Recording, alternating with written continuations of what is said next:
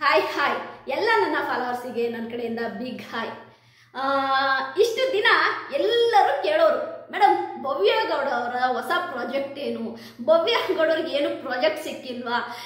ನಾನು ಯಾಕೆಂದರೆ ತ್ರಿವಿಕ್ರಮ್ ಅವರಿಗೆ ಮುದ್ದು ಸೊಸೆ ಪ್ರಾಜೆಕ್ಟ್ ಬಂದಾಗ ನಾನು ಎಷ್ಟು ಪ್ರಮೋಟ್ ಮಾಡಿದ್ದೀನಿ ಅನ್ನೋ ನಿಮ್ಮೆಲ್ಲರಿಗೂ ಗೊತ್ತು. ಅಂದರೆ ಟಿಲ್ ಡೇಟ್ ನಾನು ತ್ರಿವಿಕ್ರಮ್ ಅವರ ಮುದ್ದು ಸೊಸೆ ಸೀರಿಯಲ್ನ ನಾನು ಪ್ರಮೋಟ್ ಮಾಡಿದ್ದೀನಿ. ಓಕೆ, ತ್ರಿವಿಕ್ರಮ್ ಅವರು ಒಂದು ಒಳ್ಳೆ ಪ್ರಾಜೆಕ್ಟಲ್ಲಿ ಬರ್ತಾ ಇದ್ದಾರೆ, ಅವ್ರಿಗೆ ಒಳ್ಳೇದಾಗಲಿ, ಅವರ ಒಂದು ಹೊಸ ಪ್ರಾಜೆಕ್ಟು ಯಶಸ್ಸು ಕಾಣಲಿ ಅಂತೇಳಿ ಪ್ರತಿ ಸರಿ ಹೇಳ್ತಾ ಇದ್ದೆ. ಆವಾಗ ನಮ್ಮ ಭವ್ಯ ಗೌಡರ ಫ್ಯಾನ್ಸು, ಅದೇ ರೀತಿ ತ್ರಿವ್ಯ ಗೌಡ ಫ್ಯಾನ್ಸ್ ನನಗೊಂದು ಕ್ವಶನ್ ಮಾಡೋರು, ಆಗ ಬರೀ ತ್ರಿವಿಕ್ರಮ್ ಅವ್ರ ಪ್ರಾಜೆಕ್ಟ್ ಬಗ್ಗೆ ಹೇಳ್ತಾ ಇದ್ದೀರಲ್ಲ, ಭವ್ಯ ಗೌಡ ಅವ್ರಿಗೆ ಏನು ಪ್ರಾಜೆಕ್ಟ್ ಬಂದಿಲ್ವಾ, ಅವ್ರಿಗೆ ಯಾವ ಪ್ರಾಜೆಕ್ಟ್ ಸಿಕ್ಕಿಲ್ವಾ ಅಂತ. ನಾನು ಯಾವಾಗಲೂ ಹೇಳ್ತಾ ಇದ್ದೆ, ಒಂದು ಒಳ್ಳೆ ಪ್ರಾಜೆಕ್ಟಲ್ಲಿ ಬರಬೇಕು ಅಂದರೆ, ಒಂದು ಒಳ್ಳೆ ಪ್ರಾಜೆಕ್ಟಲ್ಲಿ ಕಾಣಿಸ್ಕೋಬೇಕು ಅಂದರೆ ಅದಕ್ಕೆ ಸ್ವಲ್ಪ ಟೈಮ್ ಆಗುತ್ತೆ. ಯಾಕೆಂದರೆ ಒಂದು ಸೀರಿಯಲ್ಲಿಗೆ ಕಮಿಟ್ ಆಗೋದಿದೆಯಲ್ಲ, ಅದು ಒಂಥರ ಒಂದು ಪ್ರೊಸೆಸ್, ಅದು ಒಂದು ದೊಡ್ಡ ಪ್ರೊಸೆಸ್. ಅದು ಒಂದು ಸೀರಿಯಲ್ನ ಆಯಿತಾ, ಅವ್ರ ಕತೆ ಕೇಳಬೇಕು ಆಯಿತಾ, ಆಮೇಲೆ ಅವ್ರು ಕೊಡುವ ರೆಮ್ಯುನರೇಷನ್ ಇವರಿಗೆ ಓಕೆ ಆಗಬೇಕು, ಆಮೇಲೆ ಆ ಕಥೆಯಲ್ಲಿ ಇವರ ಪಾತ್ರ ಏನು, ಅದಕ್ಕೆ ಇವ್ರು ಶೂಟ್ ಆಗ್ತಾರ, ಎಲ್ಲವೂ ಕೂಡ ಆಯಿತಾ, ಅದೆಲ್ಲ ಫಿನಿಶ್ ಆಗಿ ನಿನ್ನೇನು ನೀವು ಶೂಟಿಂಗ್ ಹೋಗಬೇಕು ಅಂತಂದರೆ ಒಂದು ಸೀರಿಯಲ್ ಕಮಿಟ್ ಆಗಿ ಸುಮಾರು ತಿಂಗಳುಗಳೇ ಕಳೀತವೆ, ಅಂದರೆ 1 ರಿಂದ 2 ತಿಂಗಳು ಕಳೆಯುತ್ತೆ. ಓಕೆನಾ? ಆವಾಗ ನಾನು ಹೇಳಿದ್ದೆ ನಿಮಗೆ, ಇಲ್ಲ ಭವ್ಯ ಗೌಡವ್ರು ಬರ್ತಾರೆ, ಒಂದು ಒಳ್ಳೆ ಪ್ರಾಜೆಕ್ಟ್ ಜೊತೆ ಬರ್ತಾರೆ ನಿಮ್ಮ ಮುಂದೆ ಅಂತ. ಓಕೆ ನೋಡಿ, ಬಿಗ್ ಬಾಸ್ ಕಂಟೆಸ್ಟೆಂಟ್ಗಳು ಯಾರೇ ಆಗಿರಲಿ, ಅವ್ರನ್ನ ನಾನು ಒಂದು ರಿವ್ಯೂವರ್ ಆಗಿ ಆಯಿತಾ, ಅವ್ರನ್ನ ಓಕೆ ಅಪ್ಪ ಅವ್ರದ್ದು ಯಾವುದೋ ಒಂದು ವಿಡಿಯೋ ಹಾಕಿದ್ರೆ ಬಿಡೋ ಲೈಕ್ ಮಾಡ್ತಾರೆ, ಕಮೆಂಟ್ ಮಾಡ್ತಾರೆ ಆಯಿತಾ, ನಮಗೇನು ಅನ್ನೋ ಥರ ಪರ್ಸನ್ ನಾನಲ್ಲ. ಅವ್ರಿಗೆ ಯಾರೇ ಒಂದು ಹೊಸ ಪ್ರಾಜೆಕ್ಟಿಗೆ ಕಮಿಟ್ ಆಗಿದ್ದಾರೆ ಅಂದರೆ ಅವ್ರನ್ನ ಪ್ರಮೋಟ್ ಮಾಡೋದು ನಮ್ಮ ಕರ್ತವ್ಯ. ಇಷ್ಟು ದಿನ ನಾನು ತ್ರಿವಿಕ್ರಮ್ ಅವರಿಗೆ ನಾನು ಎಷ್ಟು ಪ್ರಮೋಟ್ ಮಾಡಿದ್ದೀನಿ ಅನ್ನೋದು ನಿಮ್ಮೆಲ್ಲರಿಗೂ ಗೊತ್ತು. ಓಕೆ, ಈಗ ಏನಪ್ಪ ವಿಷಯ ಅಂತಂದರೆ, ನಮ್ಮ ಭವ್ಯ ಗೌಡರು ಒಂದು ಹೊಸ ಪ್ರಾಜೆಕ್ಟ್ ಜೊತೆ ನಮ್ಮ ಮುಂದೆ ಬರ್ತಾ ಇದ್ದಾರೆ. ವೆರಿ ಸೂನ್ ಒಂದು ಹೊಸ ಪ್ರಾಜೆಕ್ಟ್ ಜೊತೆ ನಮ್ಮ ಮುಂದೆ ಬರ್ತಾ ಇದ್ದಾರೆ. ಯಾವುದಪ್ಪ ಆ ಪ್ರಾಜೆಕ್ಟ್ ಅಂತಂದರೆ, ನಿಮ್ಮೆಲ್ಲರಿಗೂ ಗೊತ್ತು ಆಯಿತಾ, ಕರ್ಣ ಸೀರಿಯಲ್ ಜಿ ಕನ್ನಡ ವಾಹಿನಿಯಲ್ಲಿ ಆಯಿತಾ ಪ್ರಸಾರವಾಗುತ್ತೆ. ಪ್ರೋಮೋ ಕೂಡ ಬಂತು. ಫಸ್ಟ್ ಪ್ರೋಮೋ ಬಂದಾಗ ಎಲ್ಲರೂ ಕೂಡ ಭವ್ಯ ಗೌಡ ಕರ್ಣ ಸೀರಿಯಲ್ನ ಹೀರೋಯಿನ್ ಅಂತ ಅಂದ್ಕೊಂಡಿದ್ರು. ತುಂಬ ಜನ ಕೇಳಿದ್ರು ಕೂಡ, ಅಂದರೆ ಕಿರಣ್ ರಾಜ್ ಅವ್ರನ್ನ ಕೇಳಿದ್ರು ಕಮೆಂಟ್ ಮಾಡಿ, ಭವ್ಯ ಗೌಡ ಅವರ ಹೀರೋಯಿನ್ನು ಕರ್ಣ ಸೀರಿಯಲ್. ಬಟ್ ನಮ್ಮ ಕಿರಣ್ ರಾಜ್ ಅವರು ಇಲ್ಲ, ನ್ಯೂ ಕಮ್ಮರು ಅಂತ ಹೇಳೋದು. ಓಕೆ, ಅದು ರೈಟು, ಸರಿನಾ? ಓಕೆ, ಈಗ ನಮ್ಮ ಭವ್ಯ ಗೌಡ ಅವರು ಕರ್ಣ ಸೀರಿಯಲಲ್ಲಿ ಇರ್ತಾರ ಇಲ್ವಾ ಮೇಡಮ್ ಅನ್ನೋದು ತುಂಬ ಜನ ಕೇಳ್ತಾ ಇರುವಂಥ ಪ್ರಶ್ನೆ. ನೋಡಿ, ಒಂದು ತಿಳ್ಕೊಳ್ಳಿ ಆಯಿತಾ, ಯಾವುದೇ ಒಂದು ಸೀರಿಯಲ್ ಆಗಲಿ, ಇಲ್ಲಿ ಹೀರೋಯಿನ್ನ ವಿಲನ್ನ ಈ ಥರ ಎಲ್ಲ ನೋಡೋಕೆ ಹೋಗ್ಬೇಡಿ ನೀವು. ಯಾವುದಕ್ಕೆ ಸ್ಕೋಪ್ ಜಾಸ್ತಿ ಇದೆ ಅಂತ ನೋಡಿ, ಯಾವುದಕ್ಕೆ ಸ್ಕೋಪ್ ಜಾಸ್ತಿ ಇದೆ, ಯಾರು ತುಂಬ ಅಟ್ರಾಕ್ಟ್ ಮಾಡ್ತಾರೆ ಜನಗಳನ್ನ, ಯಾರು ಅಟ್ರಾಕ್ಟ್ ಮಾಡ್ತಾರೆ ಪ್ರೇಕ್ಷಕರನ್ನ, ಅದನ್ನ ನೀವು ಇಂಪಾರ್ಟೆಂಟಾಗಿ ತಿಳ್ಕೊಬೇಕಾಗಿರೋ ವಿಷಯ. ಅದು ಸಿನಿಮಾ ಆಗಲಿ, ಅದು ಸೀರಿಯಲ್ ಆಗಲಿ, ನೀವೊಂದು ವಿಷಯ ತಿಳ್ಕೊಬೇಕು ಆಯಿತಾ. ಹೀರೋಯಿನ್ ಆದರೆ ಆಯಿತಾ ಸೂಪರು ಆಯಿತಾ, ವಿಲನ್ ಆದರೆ ಸೂಪರ್ ಅಲ್ಲ ಅಂತ ತಿಳ್ಕೊಬೇಡಿ. ಓಕೆನಾ? ಯಾಕೆ ಅಂತಂದರೆ, ಬಾಲಿವುಡ್ಡಲ್ಲಿ ಪ್ರಸಾರವಾಗುವಂತಹ ಅಷ್ಟೂ ಸೀರಿಯಲ್ಗಳಲ್ಲಿ ಹೆಚ್ಚಿಗೆ ರೆಮ್ಯುನರೇಷನನ್ನು ಪಡೆಯುವಂಥವ್ರು ಆಯಿತಾ ವಿಲನ್ ಆಗಿರುವಂಥವ್ರೆ, ವಿಲನ್ ಆ್ಯಕ್ಟ್ ಮಾಡುವಂಥ ಹೀರೋಯಿನ್ಗಳಿಗೇನೆ ಹೆಚ್ಚಿಗೆ ರೆಮ್ಯುನರೇಷನ್ ಕೊಡ್ತಾರೆ. ಸರಿನಾ? ಯಾಕೆ ನಾನು ಇಷ್ಟೊಂದೆಲ್ಲ ಪೀಟಿಗೆ ಆಗ್ತಿದ್ದೀನಿ ಅನ್ಕೊಂತೀರಾ? ಓಕೆ, ಈಗ ವಿಷಯಕ್ಕೆ ಬರ್ತೀನಿ. ಕರ್ಣ ಸೀರಿಯಲಲ್ಲಿ ನಿಮ್ಗೆಲ್ಲರಿಗೂ ಗೊತ್ತು, ಇಬ್ರು ಹೀರೋಯಿನ್. ನೀವು ಏನು ವಿಲನ್ ಅಂತ ಇದ್ದೀರಲ್ಲ, ಅದು ವಿಲನ್ ಅಲ್ಲ, ಇಬ್ರು ಹೀರೋಯಿನ್. ಅದು ಇಬ್ರು ಹೀರೋಯಿನ್ ಅಂತಾನೆ ನೀವು ಪರಿಗಣಿಸ್ಬೇಕು. ಇಬ್ರು ಹೀರೋಯಿನ್ ಅಂತ ಪರಿಗಣಿಸಿದ್ರೆ ಮಾತ್ರನೇ ನಿಮಗೆ ಈ ಕತೆ ಗೊತ್ತಾಗೋದು. ಸರಿನಾ? ಎಲ್ಲರೂ ಕೂಡ ಹಿಂದಿಯಲ್ಲಿ ಪ್ರಸಾರವಾದಂತಹ ಆಯಿತಾ ರಾಜ್ ಕಾ ಬೇಟಾ ಆಯಿತಾ, ನೀವೆಲ್ಲರೂ ನೋಡಿದ್ದೀರ. ಆ ಸೀರಿಯಲ್ ನನಗೂ ತುಂಬಾ ಇಷ್ಟ ಆಯಿತಾ. ಅದನ್ನು ನಿಮಗೆ ಅರ್ಥ ಮಾಡ್ಕೊಳೋದು ಸ್ವಲ್ಪ ನಿಮಗೆ ಕಷ್ಟ ಆಗಿರ್ಬೋದು. ಅಂದರೆ ಹೀರೋಯಿನ್ ಆಗಬೇಕಿತ್ತಲ್ವಾ ಭವ್ಯ ಗೌಡ, ಹಿಂಗೆ ನಾನು ಥಿಂಕ್ ಮಾಡ್ತಾ ಇದ್ದೀರಲ್ವ, ಹಂಗೆ ಥಿಂಕ್ ಮಾಡೋಕ್ಕೆ ಹೋಗ್ಬೇಡಿ. ಓಕೆ, ರಾಜ್ ಕಾ ಬೇಟಾ ಸೀರಿಯಲ್ ಏನಿದೆ, ಇದರಲ್ಲಿ ತುಂಬ ಇಂಪಾರ್ಟೆಂಟ್ ರೋಲ್ನ ಪ್ಲೇ ಮಾಡ್ತಾ ಇದ್ದಾರೆ ನಮ್ಮ ಭವ್ಯ ಗೌಡ. ಅಂದರೆ ಕನ್ನಡದಲ್ಲಿ ಬರ್ತಿರುವಂತಹ ಏನು ಈ ರಾಜ್ ಕಾ ಬೇಟಾ ಒಂದು ಸೀರಿಯಲ್ನ ಅಂದರೆ ಕನ್ನಡದಲ್ಲಿ ಬರ್ತಾ ಇದೆ. ಅಂದರೆ ರಾಜ್ ಕಾ ಬೇಟಾ ಸೀರಿಯಲ್ ಏನು ಹಿಂದಿಲಿತ್ತು, ಅದು ಈಗ ಕರ್ಣ ಅಂತ ನಮ್ಮ ಕನ್ನಡದಲ್ಲಿ ಜಿ ಕನ್ನಡದಲ್ಲಿ ಆಯಿತಾ ಬರ್ತಾ ಇದೆ. ಪ್ರೋಮೋ ಕೂಡ ರಿಲೀಸ್ ಆಗಿದೆ. ಓಕೆ, ಭವ್ಯ ಗೌಡ ಅವರು ಈ ಕರ್ಣ ಸೀರಿಯಲಲ್ಲಿ ಏನು, ಅವರ ಪಾತ್ರ ಏನು ಅಂತ ತುಂಬ ಜನ ಕೇಳ್ತಾ ಇದ್ದಾರೆ. ಓಕೆ, ನಾನು ನಿಮಗೆ ವಿವರವಾಗಿ ಹೇಳ್ಬಿಡ್ತೀನಿ ಆಯಿತಾ. ಇಲ್ಲಿ ಏನು ಈ ರಾಜ್ ಕಾ ಬೇಟಾ ಒಂದು ಸೀರಿಯಲ್ ಇದೆ, ಅದರಲ್ಲಿ ಒಂದು ಹೆಣ್ಮಗಳು ಇರ್ತಾರೆ ಆಯಿತಾ. ಆ ಹೆಣ್ಮಗಳನ್ನ ಆಯಿತಾ ಕರ್ಣ ಅಂದರೆ ಅದರಲ್ಲಿ ಹೀರೋ ಆಗಿದ್ದಂತಹ ಡಾಕ್ಟರ್ ಏನಿರ್ತಾರೆ ಅವರೇ ಆ್ಯಕ್ಚುಲಿ ಅವರಿಗೆ ಆ ಒಂದು MBBS ಮಾಡಿಸೋದಾಗಿರ್ಬೋದು ಆಯ್ತಾ, ಆ ಒಂದು ಆ ಹೆಣ್ಮಗಳು ಡಾಕ್ಟರ್ ಆಗಕ್ಕೆ, ಆ ಹೆಣ್ಮಗಳು ಆಯ್ತಾ MBBS ಮಾಡಕ್ಕೆ ಆಯ್ತಾ ಈ ಡಾಕ್ಟರ್ ತುಂಬಾನೇ ಹೆಲ್ಪ್ ಮಾಡಿರ್ತಾರೆ. ಹಾಗಾಗಿ ಆ ಹೆಣ್ಮಗಳಿಗೆ ಡಾಕ್ಟರ್ ಮೇಲೆ ತುಂಬಾನೇ ಒಂದು ಪ್ರೀತಿ, ಅಂದ್ರೆ ಅದೆಂತ ಹೇಳ್ತಾರಲ್ಲ, ರೆಸ್ಪೆಕ್ಟ್ ತುಂಬಿದ ಪ್ರೀತಿ, ಹೇಗಾದ್ರೂ ನಾನು ಇವ್ರನ್ನ ಪಡಿಬೇಕು ಅನ್ನೋದು ಆಯ್ತಾ. ಇಲ್ಲಿ ದ್ವೇಷ ಅಲ್ಲ, ಅದು ಅವ್ರ ಮೇಲಿರುವಂತಹ ಪ್ರೀತಿ, ಅದು ಆ ಹೆಣ್ಮಗಳಲ್ಲಿ ಬೆಳ್ಕೊಳ್ಳುತ್ತೆ. ಸರಿನಾ? ಆ ಒಂದು ವಿಷಯನೇ ಈ ಒಂದು ಸ್ಟೋರಿ ನಡೀತಾ ಹೋಗೋದು. ಸರಿನಾ? ಇದೇ ಸ್ಟೋರಿ ನಡೀತಾ ಹೋಗೋದು. ಅಂದ್ರೆ ಡಾಕ್ಟರ್ನ ಪಡೆಯಕ್ಕೆ ಆ ಹೆಣ್ಮಗಳು ಎಷ್ಟು ಒಂದು ಸ್ಟ್ರಗಲ್ ಮಾಡ್ತಾಳಲ್ಲ, ಅದು ನಿಮಗೆ ಆಯ್ತಾ. ಅಂದ್ರೆ ಹೀರೋಯಿನ್ನ ಇಷ್ಟಪಡೋ ಅಂತರಿಗೆ ಏನನ್ಸುತ್ತೆ, ಎಷ್ಟೆಲ್ಲ ತೊಂದರೆ ಕೊಡ್ಬೋದು ಈ ಹುಡುಗಿ ಆ ಹುಡುಗಿಗೆ ಅನ್ಸುತ್ತೆ. ಬಟ್ ರಿಯಲ್ ಸ್ಟೋರಿ ಆಯ್ತಾ, ಇಬ್ರು ಕೂಡ ಹೀರೋಯಿನ್ಸೆ ಆಯ್ತಾ. ಇಲ್ಲಿ ವಿಲನ್ ಆಗ್ಲಿ ಹೀರೋಯಿನ್ ಆಗ್ಲಿ ಎರಡೂ ಕೂಡ ಆ ಒಂದು ಕತೆಗೆ ಇಬ್ರು ಬೇಕು. ಊಟಕ್ಕೆ ಹೆಂಗೆ ಖಾರ ಉಪ್ಪು ಬೇಕು, ಈ ಕರ್ಣ ಸೀರಿಯಲ್ಗೆ ಹೀರೋಯಿನ್ನು ಅಷ್ಟೇ ಮುಖ್ಯ, ಅದೇ ರೀತಿ ಭವ್ಯ ಗೌಡ ಏನಿದ್ದಾರೆ ಅವರು ಕೂಡ ಮುಖ್ಯ. ಈ ಸೀರಿಯಲ್ ಅಲ್ಲಿ ಇವರಿಬ್ರು ಇದ್ರೇನೆ ಸೀರಿಯಲ್ ಮುಂದಕ್ಕೆ ನಡೆಯೋದು. ಭವ್ಯ ಗೌಡ ಅವರು ಚನ್ನಪಟ್ಟಣದಲ್ಲಿ ಶೂಟಿಂಗ್ ಮಾಡ್ತಾ ಇದ್ದಾರೆ, ಅಲ್ಲಿ ನಮ್ಮ ತ್ರಿವಿಕ್ರಮ ಶೂಟಿಂಗ್ ಕೂಡ ನಡೀತಾ ಇದೆ. ಓಕೆನಾ? ನೋಡಿ, ಕೋ ಇನ್ಸಿಡೆಂಟ್ ಅಂತಾರಲ್ಲ, ಹಂಗೇನೆ ಈ ಹೆಂಗೋ ಹೇಳ್ತಾರಲ್ಲ, ಅದಂಗೆ ಅದು ಕೆಲವೊಂದು ನಾವು ಬೇಡ ಅಂದ್ರೂ ನಮ್ಮ ಹತ್ರ ಬರುತ್ತೆ ಆಯ್ತಾ, ನಾವು ಬೇಕು ಅಂದ್ರೂ ನಮ್ಮ ಹತ್ರ ಬರಲ್ಲ. ಅಂದ್ರಂಗೆ ನಾವು ಅವರು ಏನೂ ಇಲ್ಲ, ಅವ್ರ ಮಧ್ಯ ಏನು ನಡೀತಾ ಇಲ್ಲ ಅಂದಾಗ ಅವ್ರ ಮಧ್ಯೆ ಮತ್ತೆ ಅದೊಂದು ಇದಾಗ್ತಾ ಇದೆ, ಬ್ರಿಡ್ಜ್ ಆಗ್ತಾ ಇದೆ. ಅದೇನು ಮಾಡ ಭವ್ಯ ಗೌಡ ಅವ್ರದ್ದು ಏನು ಪ್ರಾಜೆಕ್ಟ್ ಇಲ್ವಾ ಮೇಡಮ್, ಭವ್ಯ ಗೌಡ ಅವ್ರು ಏನು ಪ್ರಾಜೆಕ್ಟ್ ಮಾಡ್ತಾ ಇಲ್ವಾ ಮೇಡಮ್, ಪ್ಲೀಸ್ ಹೇಳಿ ಅಂತೇಳಿ ಈಗ ನಿಮ್ಮ ಮುಂದೆ ನಮ್ಮ ಭವ್ಯ ಗೌಡ ಅವರು ಮಾಡ್ತಾ ಇರುವಂಥ ಹೊಸ ಪ್ರಾಜೆಕ್ಟಿನ ಒಂದು ಅಪ್ಡೇಟ್ ನಿಮ್ಮ ಮುಂದೆ ತಂದಿದ್ದೀನಿ. ನಿಜವಾಗ್ಲೂ ಕೂಡ ಭವ್ಯ ಗೌಡನಿಗೆ ಇದು ಒಳ್ಳೆ ಹೆಸರು ತಂದುಕೊಡುತ್ತೆ, ಹೆಸರು ಮತ್ತು ಪ್ರಶಂಸೆ ಕೂಡ ತಂದುಕೊಡುತ್ತೆ ಅಂತಲೇ ಹೇಳ್ತೀನಿ. ಯಾಕೆ ಅಂತಂದರೆ ಭವ್ಯ ಗೌಡ ಅವರು ಯಾವತ್ತೂ ಕೂಡ ಇಂಥ ಒಂದು ಬಿಗ್ ಬಜೆಟ್ ಸೀರಿಯಲಲ್ಲಿ ಅವ್ರು ಆ್ಯಕ್ಟ್ ಮಾಡಿರಲಿಲ್ಲ. Is a big budget serial ಇದು. ಓಕೆ, ನಮ್ಮ ಭವ್ಯ ಗೌಡ ಅವರು ಆಯಿತಾ ಒಂದು ಹೊಸ ಸೀರಿಯಲಲ್ಲಿ ಕಮಿಟ್ ಆಗಿದ್ದಾರೆ.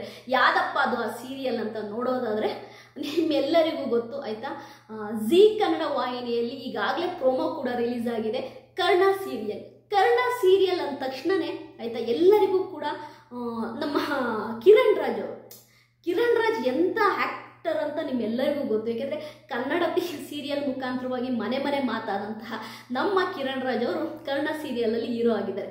ನಿಮ್ಮೆಲ್ಲರಿಗೂ ಗೊತ್ತು, ಕರ್ಣ ಸೀರಿಯಲ್ನ ಫಸ್ಟ್ ಪ್ರೋಮೋ 11 ಮಿಲಿಯನ್ ರೀಚ್ ಆಗಿದೆ. ಅಂದರೆ ಸೀರಿಯಲ್ ಅನ್ನೋ ಒಂದು ಪ್ರೋಮೋ ಆಯ್ತಾ ಇಷ್ಟು 11 ಮಿಲಿಯನ್ ಆಯ್ತಾ, ಅದೇನು ಸಾಧಾರಣ ವಿಷಯ ಅಲ್ಲ. ಅಂದರೆ ಸೀರಿಯಲ್ನ ಒಂದು ಪ್ರೋಮೋನ 11 ಮಿಲಿಯನ್ ಜನ ವಾಚ್ ಮಾಡ್ತಾರೆ ಅಂದರೆ ಆ ಸೀರಿಯಲ್ಲು ನೀನು ಎಷ್ಟು ಬಿಗ್ ಬಜೆಟಿನ ಸೀರಿಯಲ್ಲು, ಆ ಸೀರಿಯಲ್ ಮೇಲೆ ಎಷ್ಟು ಓಪಿಟ್ಕೊಂಡಿದ್ದಾರೆ ನಮ್ಮ ಪ್ರೇಕ್ಷಕರು ಅನ್ನೋದು ನಿಮ್ಮೆಲ್ಲರಿಗೂ ಗೊತ್ತಾಗಬೇಕು.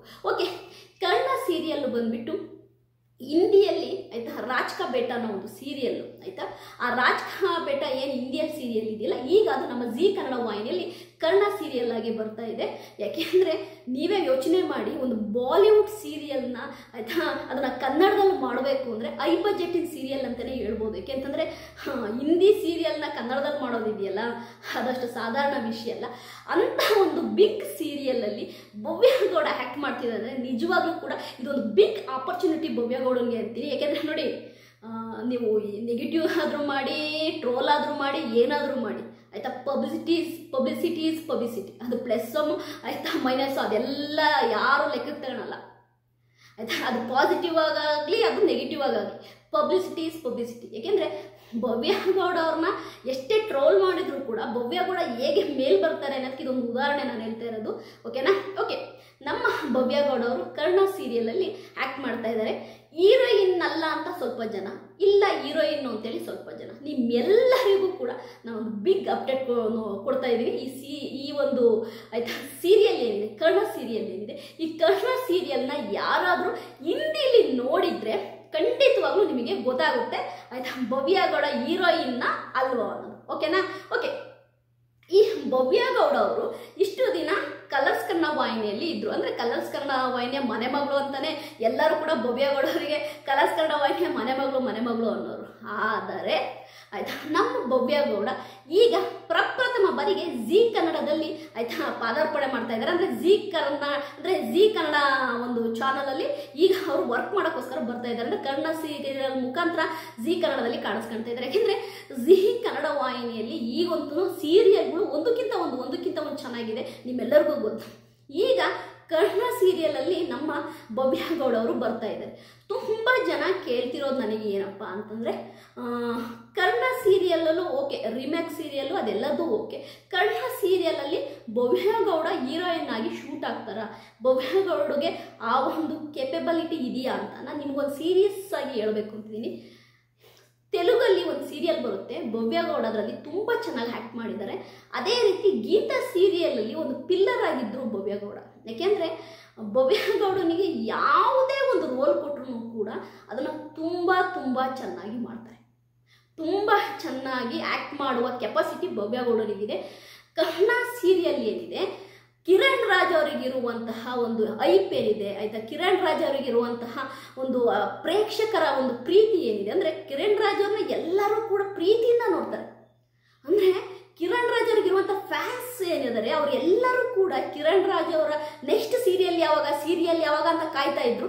ಯಾವಾಗ ಕನ್ನಡ ಸೀರಿಯಲಲ್ಲಿ ನಮ್ಮ ಕಿರಣ್ ರಾಜ್ ಅವರು ಹೀರೋ ಅಂತ ಗೊತ್ತಾಯಿತು, ನಿಜವಾಗ್ಲೂ ಅದು ನೆಕ್ಸ್ಟ್ ಲೆವೆಲಲ್ಲಿ ಐಪ್ ತಗೊಂಡು.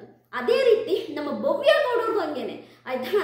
ಈ ಭವ್ಯ ಗೌಡ ಬಿಗ್ ಬಾಸ್ ಆದಮೇಲೆ ನೆಕ್ಸ್ಟ್ ಪ್ರಾಜೆಕ್ಟ್ ಏನು ಅಂದವರಿಗೆ ಸಡನ್ ಆಗಿ ಭವ್ಯ ಗೌಡ ಕನ್ನಡ ಸೀರಿಯಲಲ್ಲಿ ಆ್ಯಕ್ಟ್ ಮಾಡ್ತಿದ್ದಾರೆ ಅಂತಂದರೆ ನಿಜವಾಗ್ಲೂ ಹೈಪು ನೆಕ್ಸ್ಟ್ ಲೆವೆಲಲ್ಲಿ ಇರುತ್ತೆ.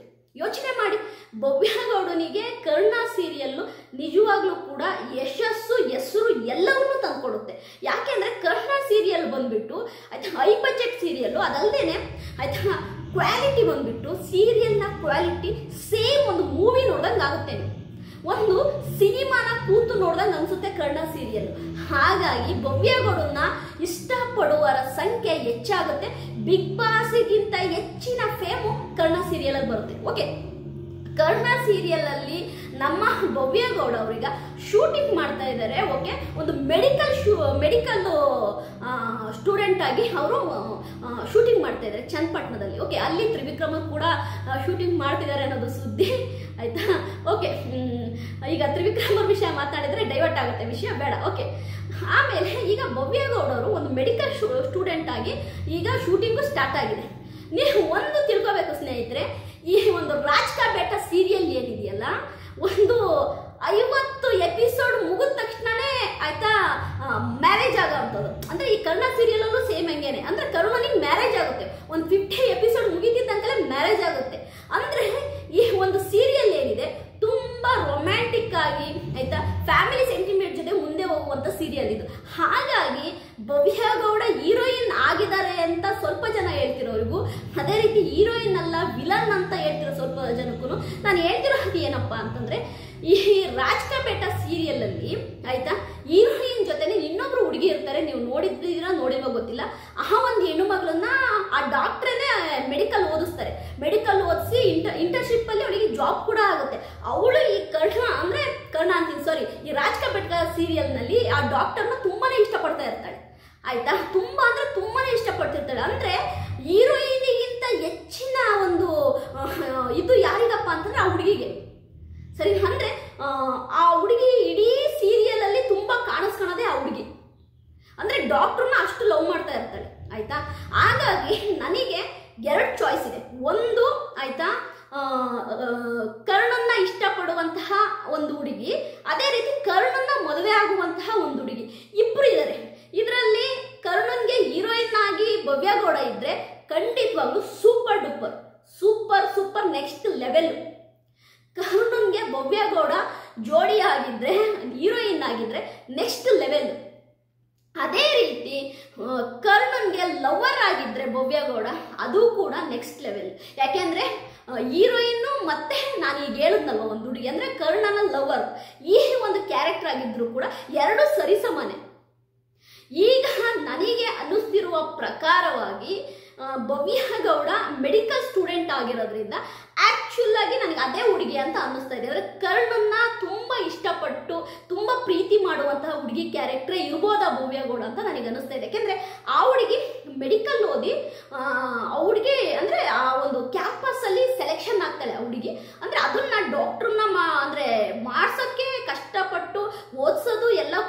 ಡಾಕ್ಟ್ರೇ ಆಗಿರ್ತಾರೆ. ಹಾಗಾಗಿ ಡಾಕ್ಟರ್ ಮೇಲೆ ಒಂದು ಪ್ರೀತಿ ಬೆಳೆಯುತ್ತೆ. ಆಮೇಲೆ ಡಾಕ್ಟರ್ ವೈಫ್ ಆಗಿದ್ದಂಥವ್ರ ಜೊತೆನೂ ಆ ಹುಡುಗಿಯ ಬಾಂಧವ್ಯ ತುಂಬಾನೇ ಚೆನ್ನಾಗಿರುತ್ತೆ. ಇದೆಲ್ಲವನ್ನು ನೋಡಿದಾಗ ಐ ಥಿಂಕ್ ಆ ಹುಡುಗಿನೇ ಇರ್ಬೋದು ಅನ್ನಿಸ್ತಾ ಇದೆ. ನೀವು ಯಾರಾದರೂ ರಾಜ್ ಕಾ ಬೇಟಾ ಸೀರಿಯಲ್ನ ನೋಡಿಲ್ಲ ಅಂದರೆ ಫಸ್ಟ್ ಒಂದು 20 ಎಪಿಸೋಡಿಂದ ನೋಡೋಕೆ ಸ್ಟಾರ್ಟ್ ಮಾಡಿ. ಒಂದು 20 ಎಪಿಸೋಡಿಂದ ಅವಾಗ ನಿಮಗೆ ಗೊತ್ತಾಗುತ್ತೆ ನಮ್ಮ ಭವ್ಯ ಗೌಡ ಅವರ ಕ್ಯಾರೆಕ್ಟರ್ ಏನು ಅನ್ನೋದು. ನನಗೆ ಅನಿಸೋ ಪ್ರಕಾರವಾಗಿ ಭವ್ಯ ಗೌಡ ಅವರು ಕರ್ಣ ಸೀರಿಯಲಲ್ಲಿ ಆ ಒಂದು ಏನು ಮೆಡಿಕಲ್ ಸ್ಟೂಡೆಂಟ್ ಒಂದು ಶೂಟಿಂಗ್ ಆಗ್ತಿದೆಯಲ್ವಾ, ಆ ಒಂದು ಹುಡುಗಿ ಇರ್ಬೋದು ಅನ್ನೋದು ನನ್ನ ಡೌಟು. ಯಾಕೆ ಅಂತಂದರೆ ಹೀರೋಯಿನ್ ಆಗಿದ್ದರೆ ನಮಗೆ ಎಲ್ಲದಕ್ಕೂ ಕೂಡ ಒಂದು ಕ್ಲಾರಿಟಿ ಸಿಗುತ್ತೆ ಇನ್ನೊಂದು 2 ಡೇಸಲ್ಲಿ. ಯಾಕಪ್ಪ 2 ಡೇಸಲ್ಲಿ ಕ್ಲಾರಿಟಿ ಸಿಗುತ್ತೆ ಅಂತಂದರೆ ಕರ್ಣ ಸೀರಿಯಲ್ನ ನೆಕ್ಸ್ಟ್ ಪ್ರೋಮೋ ಇದೇ ಏಪ್ರಿಲ್ 5ನೇ ತಾರೀಕು ಬರ್ತಾ ಇದೆ. ಅಂದರೆ ಈ ಪ್ರೋಮೋ ನಮ್ಮ ಭವ್ಯ ಗೌಡನ್ಗೆ ಸಂಬಂಧಪಟ್ಟಿದ್ದ ಪ್ರೋಮೋ. ಹಾಗಾಗಿ ನೀವೆಲ್ಲರೂ ಕೂಡ ಆಯ್ತಾ ವೆಯ್ಟ್ ಮಾಡಲೇಬೇಕು.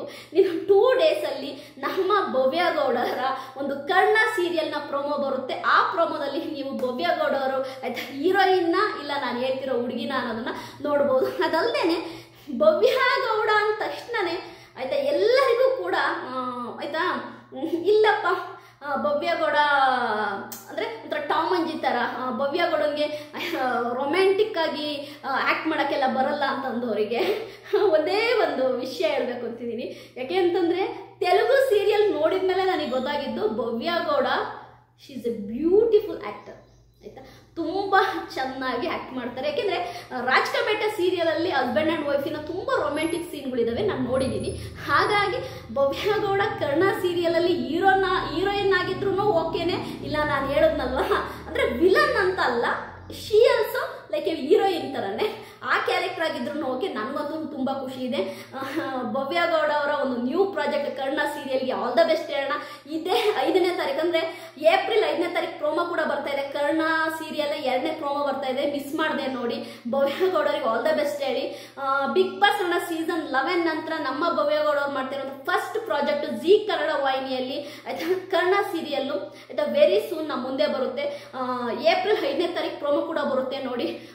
ಭವ್ಯ ಗೌಡರಿಗೆ ಆಲ್ ದ ಬೆಸ್ಟ್ ಹೇಳೋಣ. ನಿಮ್ಮ ಮುಂದಿನ ಫ್ಯೂಚರು ಹಾಗೆ ಈ ಸೀರಿಯಲಲ್ಲಿ ನಿಮ್ಗೆ ಒಳ್ಳೆ ಹೆಸರು ಬರಲಿ. ನನ್ನ ಈ ವಿಡಿಯೋ ನಿಮಗೆ ಇಷ್ಟ ಆಗಿದ್ರೆ ಲೈಕ್ ಮಾಡಿ, ಸಬ್ಸ್ಕ್ರೈಬ್ ಮಾಡಿ. ಬಾಯ್.